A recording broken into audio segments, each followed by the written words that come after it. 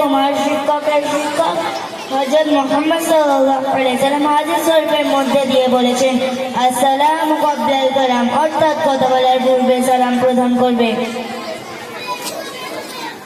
আমরা তোদের কিছু প্রশ্ন করতে চাই।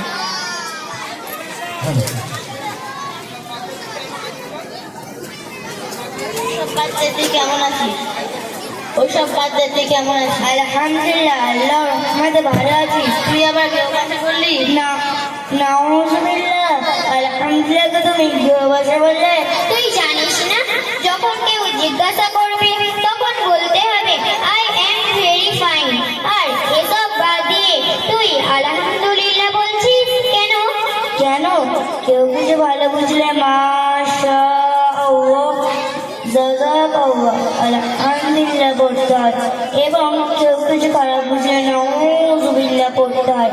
আর তোমরা ইসলামের বিরুদ্ধে নির্লজ্জ পোশাক পরে কোথায় চললে? নির্লজ্জ বেয়াদব বলছিস কেন? এই ড্রেসটা কি পরা অপরাধ? তোদের মতো হাফ বাজে কাপড়ে ঘুরবো? আমাদের মতো ড্রেস পর, লাইফটাকে এনজয় করতেছে। বোরকা পরে লাইফটাকে এনজয় করা যায় না বুঝি? হায় আফসোস, তোমাদের মতো হাজারো মুসলিম মেয়েরা পর্দাকে হালকা ভেবে নিচ্ছে আর জেনা ব্যভিচারী করে লাঞ্ছিত বঞ্চিত হচ্ছে। এই তোদের সমস্যাটা কোথায় বলতো? আমাদের কোনো সমস্যা নেই, সমস্যা তো তোমাদের।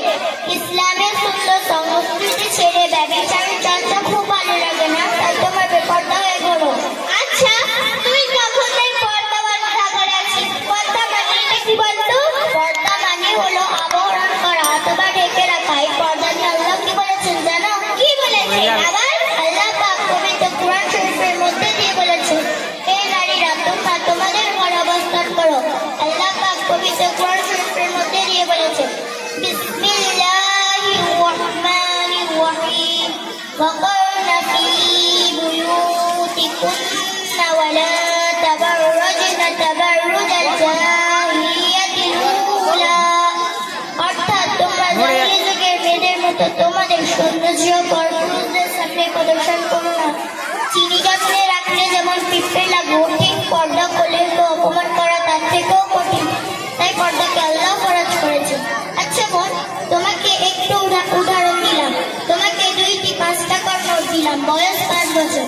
একটি সারা দুনিয়ায় ঘুরে বেড়াচ্ছে, আরেকটি যত্নে বাঁচতে আছে। যেটি সারা দুনিয়ায় ঘুরে বেড়াচ্ছে সেটি একজনের হাত থেকে আরেকজনের হাতে যাচ্ছে, ফলে সেটি নোংরা হয়ে গিয়েছে। আর যেটি যত্নে আছে সেটি নতুনের মতো চকচক আমার নড়ে যাচ্ছে, বসলে তুমি রে পার্থক্য রয়েছে। হুজুর রাগ করবে। তো যাই হোক, তোদের সঙ্গে ফালতু তর্ক করে সময়টাকে নষ্ট করে ফেলেছি। আমাদের আবার ওইদিকে পিকনিকে যাওয়ার সময় হয়ে গিয়েছে, আমরা আসছি। আল্লাহু আকবার, আল্লাহু আকবার, আল্লাহু আকবার, আল্লাহু আকবার। আশহাদু আন লা ইলাহা ইল্লাল্লাহ, আশহাদু আন লা ইলাহা ইল্লাল্লাহ, আশহাদু আন্না মুহাম্মাদার রাসূলুল্লাহ, আশহাদু আন্না।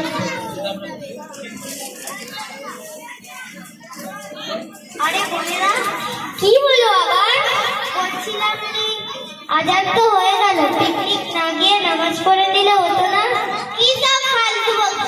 পিকনিক যাব না, নামাজ পড়বো। নামাজ পড়ি, কার কাছে মাথা নত করবো? নাউজুবিল্লাহ, কি বলছো তোমরা?